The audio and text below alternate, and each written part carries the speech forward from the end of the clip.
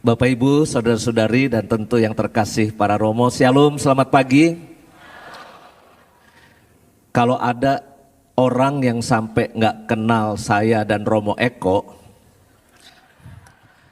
itu berarti orang itu punya persoalan soal daya ingat.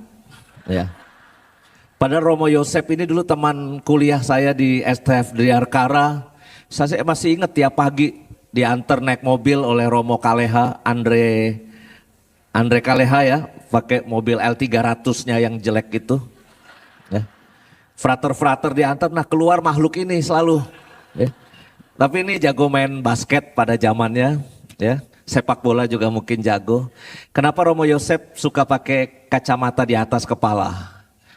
Ya, kan fungsi kacamata kan ditaruh di mata sebetulnya. Untuk menerangi mata yang sudah mulai burem. Maka kalau Romo Yosep taruh kacamatanya di atas, berarti yang mulai burem apanya? Isinya ini mulai burem ya. Nah, salah sendiri pagi-pagi udah nyerang saya. Saya agak GR awal-awal, wih hebat sekali paroki Don Bosco punya gedung sebagus ini, gedung pastoral sehebat ini. Di bawah kepemimpinan Romo Yosep ternyata Don Bosco sudah kaya raya dan bagus punya seperti ini. Ternyata dapat gratisan dari Jakarta City Care Church ya. Jakarta Care City Church GC3 ya.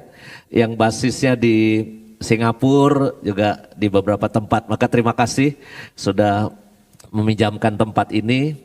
Nah sebetulnya saya itu sama panitia bilang gak bisa saya seminar pagi ini. Karena saya ada pengantin jam 11 di gereja Blok B lagi. Agak suka macet ke sana itu. Tapi panitia maksa-maksa.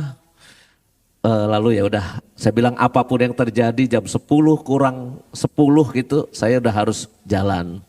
Tapi saya senang di sini teman-teman Romo-Romo Salesian Don Bosco hadir, Romo Yosep, Romo Lino, Romo Budi dan Romo Provinsial Salesian Don Bosco datang, Romo Pras. Ini tentu kehormatan teman-teman lama saya. Problem saya diduetkan dengan musuh saya. Ini problem saya, Romo Eko Wahyu. Makanya dia nggak mau datang ketika saya ngomong ini, ya. Nanti pas dia ngomong, saya udah pergi. Jadi memang itu modus di antara kita sebelum kita, karena kita memang duet maut. Artinya kalau ketemu itu maut bisa datang itu, saling membunuh satu sama lain. Oke, saya ingin menggunakan waktu yang sedikit ini untuk memberikan refleksi awal, ya. Nanti sisanya terserah Romo Eko mau melanjutkan kemana, tapi yang paling penting ini waktu yang terbatas akan saya gunakan semaksimal mungkin. Tolong buka slide saya. Ya, ketika bicara soal keluarga, maka saya cuma kasih judul ketika semua dipaksa berubah. Dan saya kira ini hidup berkeluarga zaman dulu sama zaman sekarang ini udah agak lain, ya. Cara berelasi, berkomunikasi suami sama istri udah beda. Kalau dulu suami nyangkul di sawah, istri siang-siang bawa rantang isi nasi anget dan ikan asin, lalu mereka makan bersama di pematang sawah. Bisa ketemu dan enak ngobrol seperti itu. Kalau sekarang suami makan di mana, istri makan di mana. Ya, ini anak juga entah di mana pulangnya sore, ya. Apalagi kita di kota besar seperti ini, semua dipaksa berubah. Cara kita bertengkar pun, ya, itu bisa beda, ya. Zaman dulu mungkin orang tua itu, nanti saya cerita bagaimana orang tua saya bertengkar dalam keluarga, ya. Tapi ya sekarang ini pasti beda juga. Nah, maka sekarang ini ada perubahan yang luar biasa yang harus kita cermati untuk kehidupan berkeluarga kita. Ya. Mari kita lihat, klik selanjutnya. Saya menggolongkan manusia itu menjadi 4 terkait hidup berkeluarga ya. Golongan pertama, I'm not married yet and I'm still available. Aku belum nikah dan aku masih available. Siapa ini? Jomblo-jomblo yang masih gelisah kesana kemari mencari kekasih. Jomblo-jomblo KKMK kesana kemari mencari kekasih. Atau saya istilahkan jomblo gegana, gelisah, galau dan merana. Paling merana ketika dia dapat undangan kawin dari teman sekolahnya. Dia udah kawin, udah dapat pacar, nikah, saya belum dapat pasangan. Maka jomblo gegana ini golongan pertama akan gelisah. Apalagi dapat teror dari papa mama, dari om tante. Kamu kapan nyusul, kamu kapan nyusul gitu kan. Kita suka menteror anak-anak kita dengan bertanya kamu kapan nyusul. Mereka suka curhat ke saya, Romo payah nih om tante, papa mama ngejar-ngejar kita terus nikah padahal kita belum siap, belum punya calon. Oh gampang, bales saja, saya bilang. Gimana Romo balesnya? Nanti kalau ada keluarga yang meninggal pas misa requiem, you bales. Tanya kepada om tante itu, om kapan nyusul om? Ya. Pasti dia akan berhenti untuk menteror kapan kamu nikah, saya bilang gitu. Maksud saya kita nggak bisa menjadikan pernikahan itu teror sosial kepada anak-anak kita. Dulu menjadi single itu memang kayaknya sesuatu yang aib gitu ya. Tapi sekarang ini saya kira menjadi suatu pilihan hidup yang orang bisa bahagia juga menjadi single. Kalau memang nggak dapet yang cocok ya, jangan dipaksakan untuk pernikahan.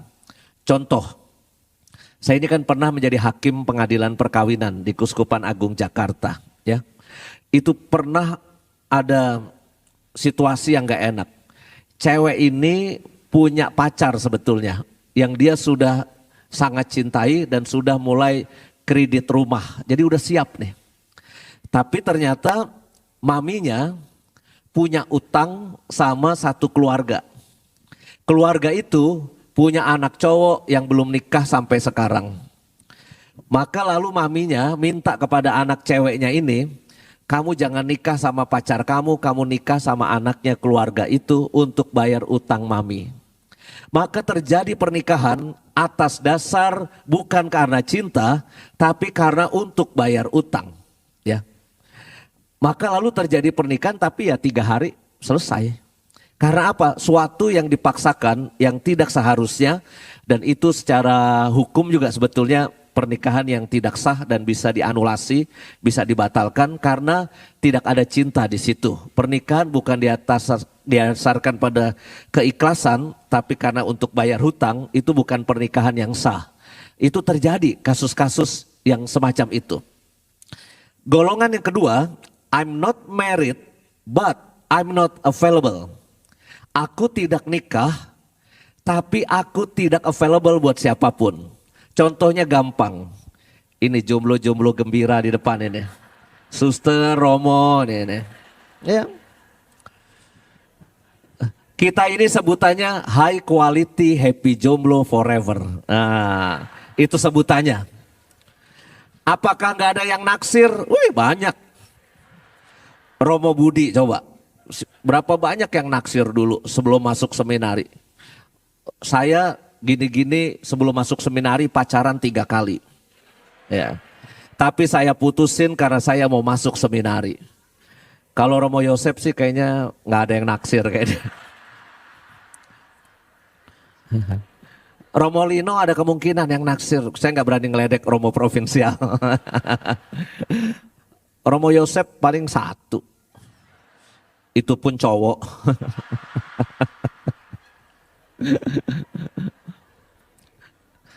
Maka buat saya ada orang yang mengambil jalan hidup seperti ini, ya. Apakah dalam gereja Katolik Anda lebih setuju mana? Romo-romonya punya istri menikah atau romo-romonya jadi jomblo forever kayak kita? Anda lebih setuju yang mana? Oh, Anda lebih setuju kita romo-romo jomblo forever. Oh, supaya bisa jadi cokiber ya. Tahu nggak cokiber? Cowok kita bersama. Kalau misalnya romo-romo paroki Anda ini dimiliki oleh 1 istri, pasti ibu-ibu yang lain pasti menjauh, ya kan? Tapi kalau Romo Yosef sakit, ibu-ibu Danau Sunter langsung melayani. Romo, apa yang sakit Romo? Pijat. Maka buat saya kebahagiaan dan manfaat menjadi I'm not married but I'm not available, itu juga bagus untuk pelayanan di dalam gereja, ya. Yang ketiga yang sudah sebagian besar Anda ambil, ya, dan itu no point to return, nggak bisa Anda balik lagi. I'm married already and I'm not available. Tubuh, jiwa, raga Anda adalah milik eksklusif pasangan Anda. Tidak bisa di tengah jalan minta tuker, minta ganti, nggak bisa, ya. Tapi ada yang bisa kita anulasi dulu, ya. Ada cowok dan cewek pacaran, tapi ceweknya ini nggak tahu. Sebetulnya cowoknya itu punya penyakit psikis yang namanya apa? Schizophrenia. Jadi halusinasi, ya setengah ODGJ juga lah sebetulnya. Dia akan minum obat penenang terus supaya dia tidak berhalusinasi, ya. Nah, selama masa pacaran itu semua tidak ketahuan. Tidak ketahuan. Karena setiap pacaran pasti maminya akan kasih obat. Kamu minum dulu ya obat penenang. Tapi pacarannya nggak boleh lewat dari 3 jam.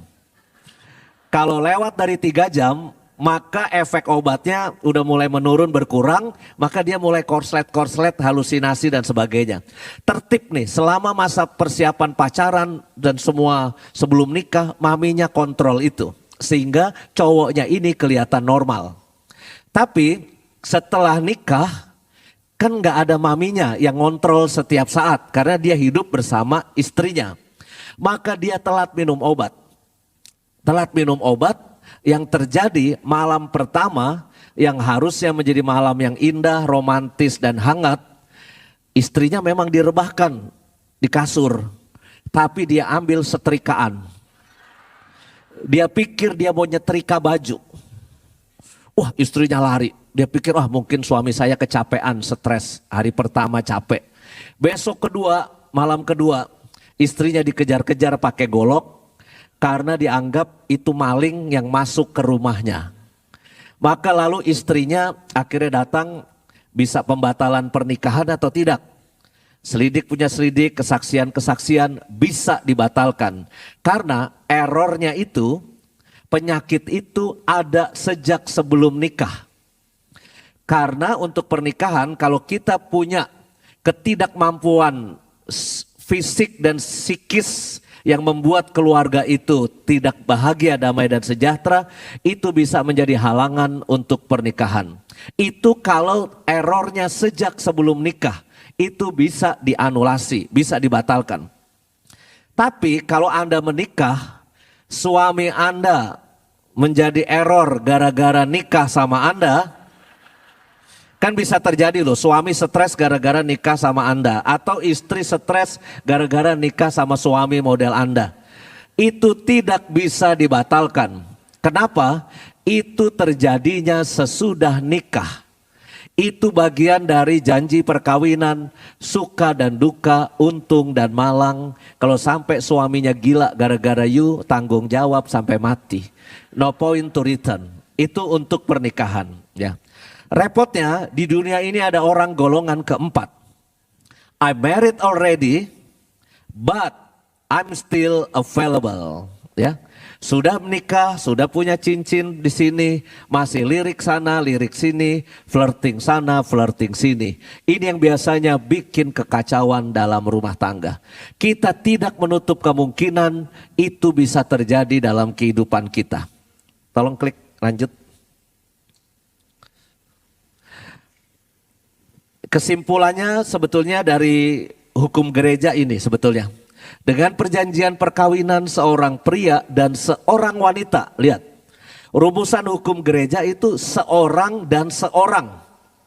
Bapak Ibu, saya kasih tahu ya, di tanah Sulawesi Utara, saya nggak tahu nama daerahnya apa ya. Ada monyet kecil yang namanya Tarsisius. Tarsisus atau Tarsisius, coba dicek ya. Itu ada monyet kecil.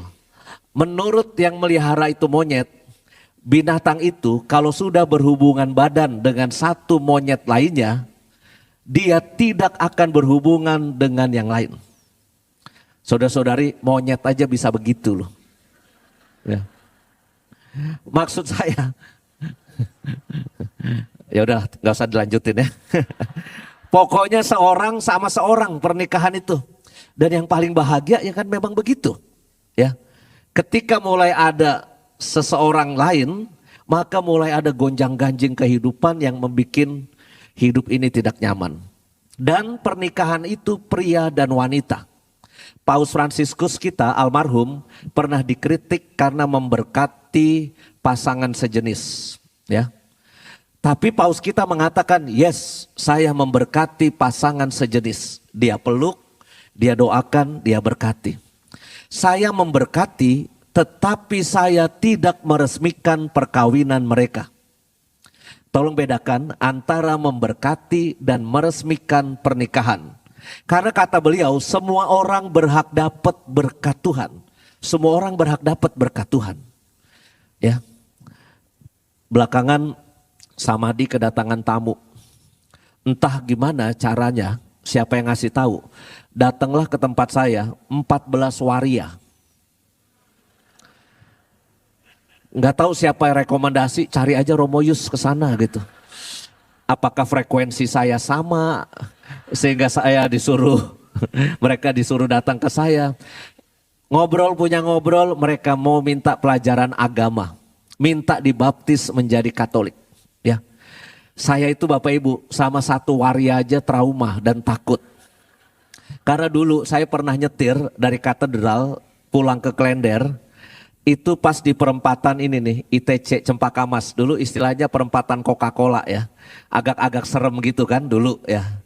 Nah pas di situ lampu merah malam-malam sendirian. Nggak ada mobil lain. Tiba-tiba masuk satu bencong ngamen. Andeca, andeci, bola, bola, boli. Tukang beca nyolong banci, bola, bola, boli. Ngamen, pakai kecerekan. Saya nyari duit, ya. Nggak ada receh di mobil saya, 1.000 nggak ada, 2.000 nggak ada, koin nggak ada, 10.000 nggak ada. Adanya gobanan sama 100.000 gitu. Ya, maklum direktur Samadhi kan nggak ada receh ya kan. Kalau pastor Danau Sunter banyak receh. Terus salahnya you duduk di depan sih Romo Yosef. Terus akhirnya saya kasih tangan. Dia bukannya ke belakang karena memang gak ada mobil lain kan. Dia naikin level pertunjukan. Dia pikir saya gak mau kasih duit karena pertunjukannya biasa. Dia naikin level pertunjukan. Dia turunin tank topnya BBH-nya. Set. Saya dikasih pertunjukan gratis. Sebagai Romo yang baik saya melengos dong. Ya kan. Ngapain ngelihat orang palsu ya gak? Terus karena memang gak ada duitnya saya kasih tangan lagi. Dia marah loh. Mobil saya di seret. Terus saya dikata-katain. Semua jenis organ tubuh dan binatang keluar semua dari mulutnya. Aduh, ijo, saya langsung kabur. Aduh, lolos dari satu. Trauma saya. Ini datang 14. Dengan penampilan yang ya gitulah ya, nggak matching bajunya, dandananya dan sebagainya. Tapi kan saya ingat ajaran Paus Fransiskus. Gereja harus menjadi sebuah kisah cinta. Ya, a love story. Jadi orang yang datang ke gereja harus mengalami kisah cinta. Jangan disingkirkan, harus diterima. Ya. Dan ajaran beliau kan mercy, belas kasih. Belas kasih itu harus memeluk dan menerima siapapun, termasuk orang yang berdosa, termasuk orang yang punya aib sekalipun. You jangan jahatin dia, jangan singkirkan dia. You harus peluk dan terima dia, mudah-mudahan dia berubah. Itu mercy. Maka saya ingat ajaran itu, saya terima, saya kasih pelajaran di Samadhi. Yang ngajar Romo Yosef Susanto, Romo Rudi Hartono, Romo Romanus waktu itu ya. Mereka sih lebih antusias dengerin Romo Yosef ngajar. Mungkin lebih ganteng di antara kita-kita ya kan. Bukan Yosep yang ini ya, Yosep ini sih enggak. Ya. Yosep Susanto ya. Nah terus lolos tuh 14 selesai. Baptis. Bapak Uskup kasih izin terimakan sakramen Krisma juga. Jadi 14 sudah dibaptis, diterima. Sebulan kemudian entah datang dari mana, 14 orang itu membawa 29 waria baru. Aduh, tambah lagi tugas saya. Lalu setelah lulus nih 29, Desember kemarin saya sudah baptis lagi 8 orang baru juga. Entah gimana ini kok mereka hebat sekali mencari jiwa ya. Anda saya kasih tugas satu orang satu aja mencari calon baptis coba. Belum tentu dapat loh. Ini teman-teman waria, mereka sekarang saya, dulu kan saya trauma dan takut. Sekarang saya kalau ketemu mereka cipika-cipiki. Saya lebih aman cipika-cipiki sama waria daripada sama ibu-ibu. Iya. Makanya cipika-cipiki itu. Di GBK ketika paus datang, mereka kan diundang juga bawa spanduk. Romoyus, Romoyus, Romoyus. Kalau Bapak Uskup lewat, mereka nggak berani. Bapak Uskup nggak berani. Kalau mas saya langsung nyampur, langsung peluk-peluk, salaman dan sebagainya. Maka buat saya ingin mengatakan bahwa kita pun harus menerima ya. Orang lain yang mungkin selama ini kita anggap berbeda.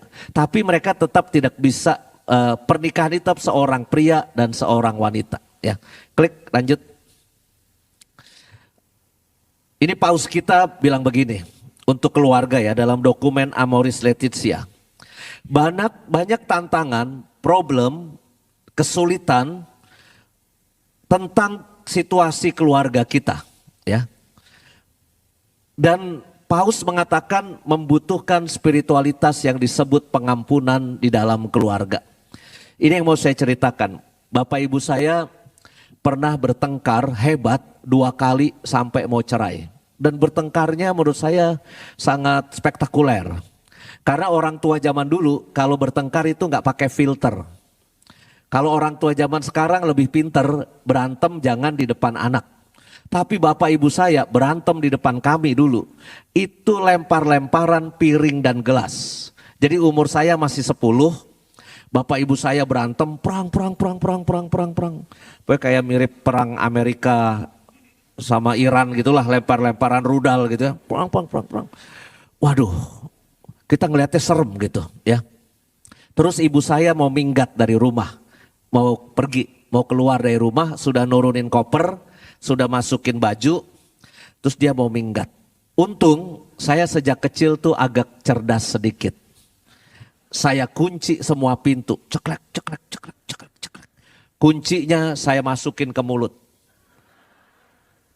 Jadi kalau mama mau pergi dari rumah, robek dulu atau buka dulu mulut saya. Nggak ada. Akhirnya dia nggak jadi kabur, ibu saya nggak jadi pergi, banting koper. Langsung masuk kamar, banting pintu, gubrak. Bapak saya nyusul juga masuk kamar, banting pintu, gubrak. 5 anak, ibu bapak saya punya 5 anak ya. Miskin tapi nekat punya 5 anak, itu orang zaman dulu lah ya. Nah kita berlima dengerin dari balik pintu. 5 menit pertama masih banyak suara gedombrangan, lempar-lemparan barang, prak, kedubak, waduh. Kita nangis dan kita takut tuh waktu itu. Tapi setelah 5 menit gedombrangan itu tiba-tiba sunyi senyap. Tidak ada suara apa-apa. Sunyi senyap. Kita langsung nebak-nebak. Wih, jangan-jangan ada yang mati nih. Tapi setelah itu ada bunyi yang lain. Ranjang bergoyang. Ngeot. Apa tuh? Nggak tahu. Besok pagi bapak ibu udah keluar kamar senyum-senyum. Kita doa dulu yuk. Minta maaf tadi malam bapak ibu emosi gini. Kita doa. Lolos. Waktu saya kecil tidak terjadi pernikahan. Tidak terjadi perceraian. Maksud saya apa?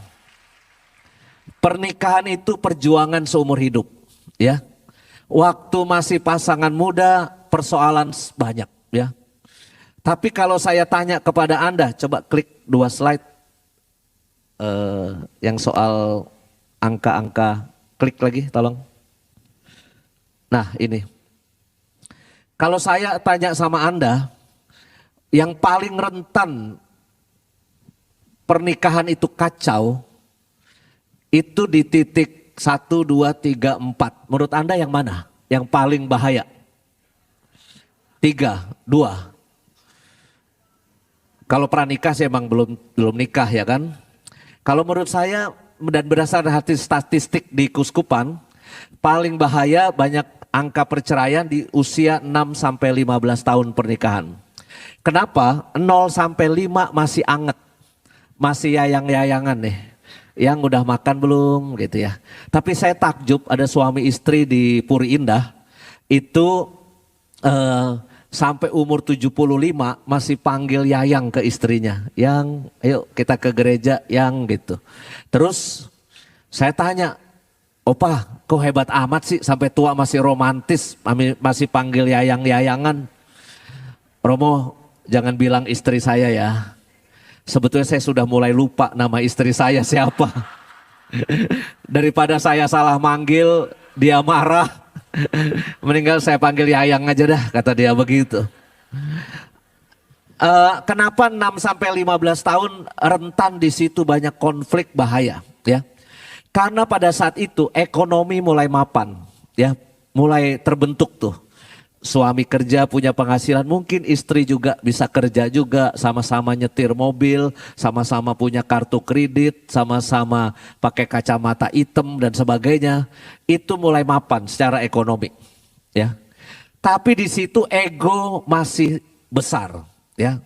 Belum mateng, masih konflik, egonya tinggi, bisa emosi.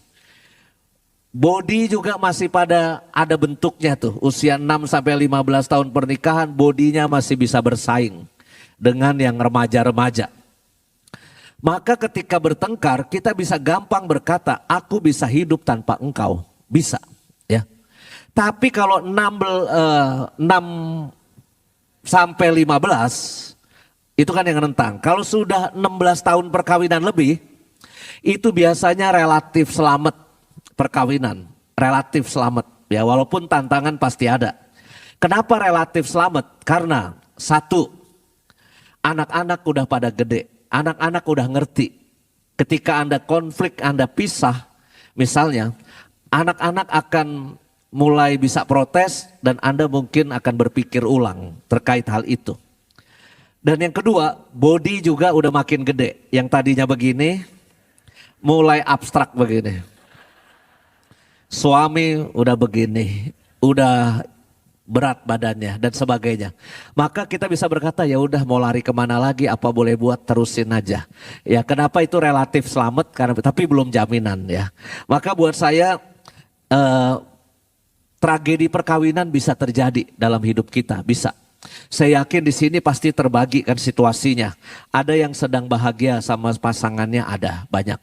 Ya, tapi mungkin juga ada yang sudah mulai renggang, tapi tetap satu rumah. Ya, tidurnya mungkin sudah bisa pisah. Kamu tidur di sana, aku tidur di sini. Udah nggak berhubungan lagi. Tapi mungkin juga di antara Anda ada yang sudah memutuskan untuk berpisah secara legal. Itu bisa terjadi. Ya, tetapi saya cuma ingin mengatakan, kalaupun terjadi suatu tragedi perkawinan dalam rumah tangga Anda, yakinlah satu hal. Karya keselamatan Tuhan belum berhenti, ya. Ketika terjadi kegagalan pun, jangan Anda merasa hidup Anda selesai. Karya keselamatan Tuhan kita tunggu. Habis ini ada peristiwa apa, ya. Maksud saya bukan mendukung yang namanya perceraian, tetapi saya ingin mengatakan kalaupun harus terjadi tragedi seperti itu, lalu kita tetap harus punya pengharapan menjalani kehidupan kita dengan baik sebaik-baiknya. Ya, klik lanjut. Waktu saya makin dekat. Slide saya ada 30 kalau nggak salah. Tadi baru 5 kalau nggak salah ya.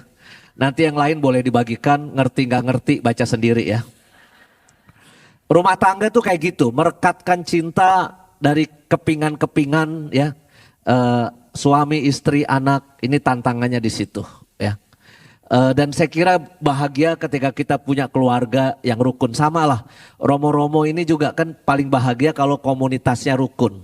Kita bisa main basket bareng, bisa nonton bareng, bisa nyanyi-nyanyi bareng, tukar pikiran bareng, berdoa bareng. Ketika rukun tuh enak.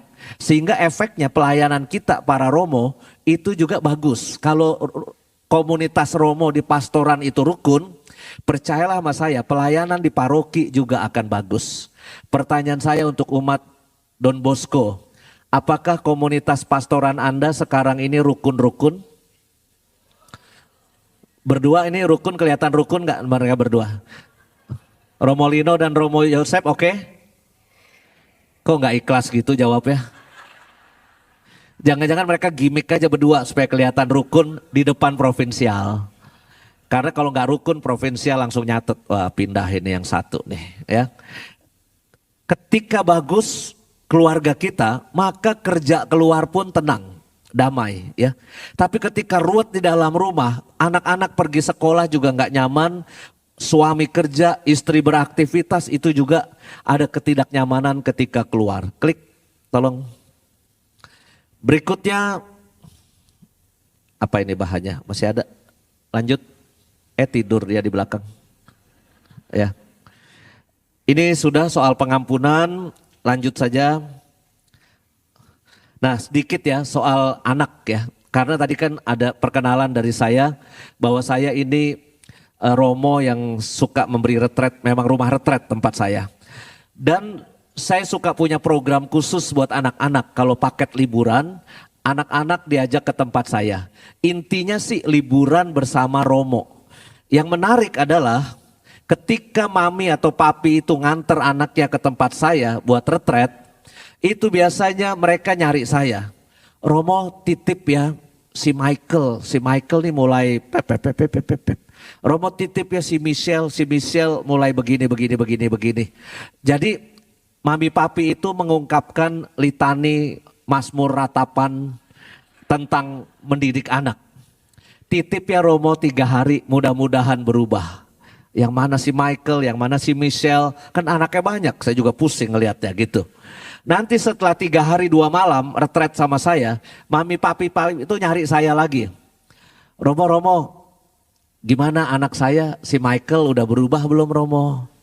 Dalam hati saya, dalam hati doang saya gak berani ngomong. Ya 600.000 minta berubah. Udah gitu cuma 3 hari 2 malam. Sedangkan bersama Anda bermalam-malam, bertahun-tahun, investasi Anda nyekolahin anak, kurs les ini, les itu, diajak liburan ini dan itu Anda aja udah sakit kepala sama anak Anda. Ini nitipin ke Romo yang gak punya pengalaman punya anak. Paling banter saya pelihara ikan lele. Kalau udah gede saya goreng lelenya. Tapi buat saya kadangkala mendidik anak zaman sekarang ini tantangannya juga tidak mudah. Saya ngerti sebagian besar dari Anda di sini kan anaknya udah pada gede-gede ya. Tapi mungkin sekarang berhadapan dengan cucu-cucu Anda. Tapi kalau sama cucu sih Anda akan sayangnya sedemikian rupa ya. Bahkan gak bakalan ngomelin cucu lah. Tapi kalau waktu masa-masa mendidik anak itu tantangannya luar biasa. Masa SD beda sama masa SMP tantangannya dan sebagainya. Kenapa itu sulit? Tolong klik. Karena sekarang ini, lanjutkan langsung biar cepat karena udah mau selesai. Zaman dulu dengan zaman sekarang itu beda. Dulu kalau ketemu guru salim cium tangan ya, terus ini dulu. Romo-romo dulu juga gitu. Saya waktu kecil sama romo-romo itu salaman di depan pintu gereja, cium tangan, salam gini. Dari tadi saya amati nggak ada yang cium tangan saya depan. Gak ada. Apalagi sama Romo Yosep ya, ngapain salam cium tangan sama dia gitu kan. Beda ya, jadi sikap terhadap otoritas ini beda. Untuk tunduk taat itu kayaknya anak zaman sekarang kan terbiasa ngomongnya sama orang tua you and I. Kalau dulu kan kita mana berani. UNI, kamu, saya gitu nggak berani, nggak sopan ya. Ada anak kecil makan sama saya, rame-rame sama keluarganya. Ngomongnya apa? Kamu udah doa belum kamu? Mungkin dia karena di international school kali ya. Dia mencoba menerjemahkan bahasa Indonesia. Ngomong sama saya, kamu udah berdoa belum? Ya ini situasi. Klik, coba lanjut agak cepet. Nah, kita mungkin zaman sekarang sama yang namanya guru killer, orang tua bisa marah loh. Tapi zaman dulu sekolah itu bagus kalau ada guru killer. Sekolah yang gak ada guru yang galak, gak mutu. Ya, sekarang ini kan kebalik. Kalau dulu kita murid ya diomelin sama guru di sekolah, pulang di rumah pasti tambah digamparin sama orang tua. Lu ya malu-maluin orang tua, pakpok, gitu. Biasa itu, dipukul pakai kemoceng itu biasa. Kita masa lalu kita ya. Tapi zaman sekarang kan beda. Orang tua itu kalau sampai anaknya ditegur keras sama guru di sekolah, datang bawa pengacara. Nah, gurunya udah mulai kacau tuh, wali kelas kalau udah dibawain orang tua pengacara itu menjadi kacau. Tapi buat saya, sekolah kalau ingin tetap eksis mendidik anak-anak, saya kira jangan dikasih kendor juga ya.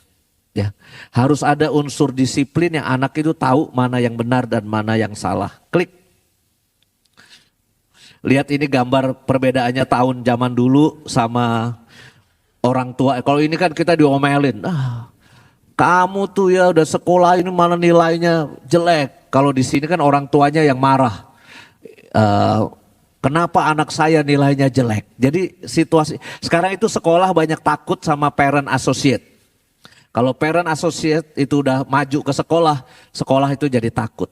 Maka ini bahayanya mengubah situasi yang ada. Klik terus. Saya nggak tahu nih, syukur bahwa kebijakan sekolah online gara-gara BBM sedang gonjang-ganjing ini dievaluasi dan ditahan. Kita udah ngalamin nih ketika sekolah online sebetulnya banyak keruwetan terjadi. Gurunya stres, muridnya juga stres, di rumah cuma ngeliatin layar komputer ya. Oke, lanjut. Kelelahan anak zaman saya mau loncat aja ini terus ya. Nah, 3 jenis orang tua. I don't care, itu tipe pertama. Terserah lu lah mau ngapain gitu. Whatever you want, ya didengerin tapi you mau minta apa, whatever you want kasih ya. Authoritarian lain lagi, because I said so. Pokoknya kalau orang tua sudah berkata A, otoriter, anak harus nurut. Tapi ada yang paling dianggap paling bagus, otoritatif. Let's talk about it. Jadi mari kita bicara tentang itu, mari kita putuskan bersama. Ini situasi semacam ini pasti di tiap keluarga cara mendidik anak beda. Kenapa bisa berubah? Sekarang klik tolong. Saya nggak usah detailin satu-satu. Nah ini aja yang fokus saya sebelum saya tutup ya. Sumber kebenaran zaman dulu dengan zaman sekarang itu beda. Zaman dulu yang namanya sumber kebenaran itu cuma 3. Orang tua, guru, pemuka agama. Ya. Semua nanya, anak itu nanyanya ke sini gitu. Cuma repotnya sekarang itu semuanya itu kalah menarik. Oleh apa? The winner is social media, internet. Dulu kita menyebut internet itu, kita kan semua dididik di zaman analog ya. Ya dimana dulu TV cuma satu. Suka nggak suka dulu sebelum tahun 80-an RCTI muncul. Suka nggak suka kita nonton TV dari TVRI. Maka kenapa badminton itu begitu populer di kalangan zaman kita? Karena memang TVRI menyiarkan siaran langsungnya ya badminton. All England, Piala Thomas, kalau Lim Swee King udah nyemes di kampung itu pokoknya rame-rame. Kita nonton Lim Swee King, Rudy Hartono dan sebagainya. Karena memang siarannya cuma itu. Ya. Suka nggak suka 30 September kita nonton apa? G30 SPKI. Suka nggak suka 3 jam itu. Ya. Lalu juga acara musiknya Aneka Karya. Nah udah kelihatan umur berapa ya kan. Masih suka nenteng mini kompo. Kalau dari radio ada lagu yang bagus kita rekam ke kaset, ya kan, record kayak gitu. Kasetnya kusut, cari pensil. Kita begini, foto pakai Kodak. Yang beli pita apa Kodak itu 24, filmnya 24 atau 36 gitu. Kalau kebakar satu merasa rugi banget, ya kan? Kalau sekarang kan semua di handphone, klik sekarang semua jadi wartawan tuh, pada nyutingin saya, direkam, nggak tahu muncul di mana aja nanti gitu, ya. Ini zaman udah berbeda. Dulu kita sebut internet itu terjemahannya adalah dunia maya, dunia maya. Maya itu kan lawan kata dari nyata, ya. Jadi seakan-akan internet itu dunia maya yang di awang-awang yang nggak ada, karena lawannya nyata. Bill Gates tahun 75 diwawancarai oleh sebuah stasiun televisi di Amerika. Ditanya sama host TV-nya, apa mimpi Anda tentang internet, dunia internet? Oh, nanti suatu saat di internet kita bisa belanja, kita bisa nonton film, kita bisa menabung kayak di bank, kita bisa menanam saham, kita bisa ini. Diketawain sama si host televisi. Karena mimpi Bill Gates itu tahun 75 kejauhan. Tapi sekarang tahun 2020-an apa yang dikatakan oleh Bill Gates semua sudah terjadi.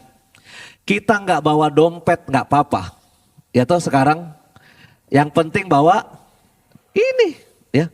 Suami pergi dari rumah, handphone ketinggalan, pasti dia muter balik ambil handphone.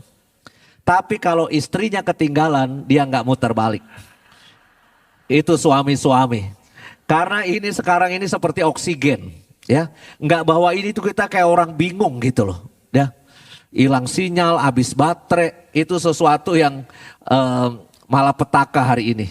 Tapi bukan lagi dunia yang maya, tapi dunia yang real menurut saya. Segala sesuatu tuh bisa kita belajar dari sini dan sebagainya. Maka anak-anak kita juga gitu. Otoritas kebenaran itu nggak perlu nanya ke orang tua loh. Zaman dulu kalau anak nanya kepada mama, mama pemerkosaan itu apa?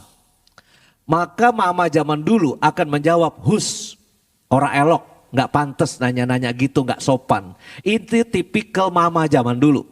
Mama zaman berikutnya ditanya juga, mama pemerkosaan itu apa? Apa jawaban si mama? Pemerkosaan adalah tindakan melanggar hukum yang dilakukan seorang lelaki terhadap perempuan. Kamu harus hati-hati ya nak. Ini jawaban formal dari orang tua zaman berikut. Tapi orang tua zaman sekarang ditanya, mama pemerkosaan itu apa? Mamanya diam aja, anaknya buka laptop, Google, AI, pemerkosaan, dia dapat apa? Dapat definisi, dapat gambar, dapat video, dapat berita kasus, dia langsung ngerti semua.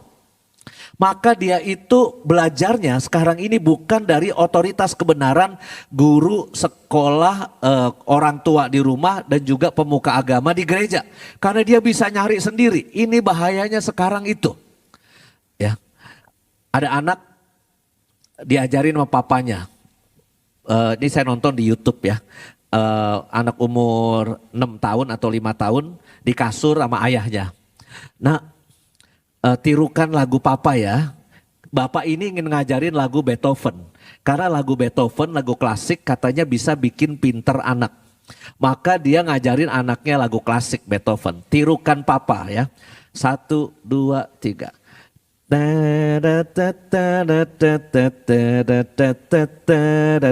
Nah, Beethoven keluar dari mulut papanya, diajarin ke anak. Ya sekarang tirukan papa, 1, 2, 3. Yang keluar dari mulut anaknya apa? Bang SMS mari bang kemari, cite ata dan na. Diajarin papanya lagu Beethoven, tapi yang keluar dari mulut anaknya nada yang dia tonton bersama pembantunya dari televisi atau dari YouTube, Bang SMS. Jadi pengaruh orang tua dibandingkan pengaruh media itu sekarang kalau kita nggak hati-hati lebih kuat dia. Maka saudara-saudari, ini tantangan zaman sekarang. Apakah keluarga kita sekarang ini dalam keadaan baik dengan relasi-relasinya, itu pasti semua berbeda. Tapi harapan saya cuma memberikan cerita-cerita refleksi yang memberi pengantar. Setelah saya akan datang yang lebih besar daripada saya. Yohanes harus pergi, Yesus akan datang, ya. Bapak Ibu, Romo-Romo, Panitia, terima kasih sudah mengundang saya. Saya tidak kasih tanya jawab, nggak cukup waktunya. Sampai jumpa, terima kasih.